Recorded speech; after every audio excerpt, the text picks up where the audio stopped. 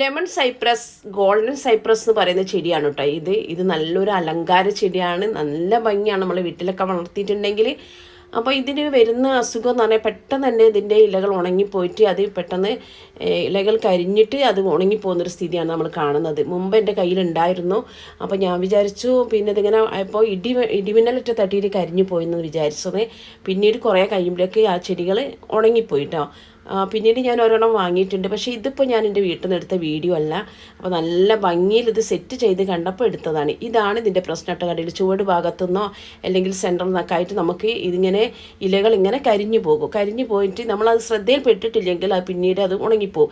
ഇതിന് രണ്ട് കാരണങ്ങളാണ്. ഒന്ന് ഓവർ വാട്ടറിങ് ആണ് ഇതിങ്ങനെ ആവാനുള്ള കാരണം. രണ്ടാമത്തത് എല്ലാ ഭാഗത്തും സൺലൈറ്റ് കിട്ടണം. സൺലൈറ്റ് കിട്ടാത്ത ഭാഗങ്ങളിൽ ഇങ്ങനെ ഇലകൾ കരിഞ്ഞു പോകും. അപ്പോൾ നമ്മൾ വീട്ടിൽ വെച്ചിട്ടുണ്ടെങ്കിൽ എല്ലാ ഭാഗങ്ങളും 4 ഭാഗങ്ങളിലും സൺലൈറ്റ് കിട്ടുന്ന രീതിയിൽ നമ്മൾ സെറ്റ് ചെയ്യുക. അതുപോലെ തന്നെ ഓവർ വാട്ടറിങ് ഈ ഒരു ചെടിക്ക് പാടില്ല കേട്ടോ.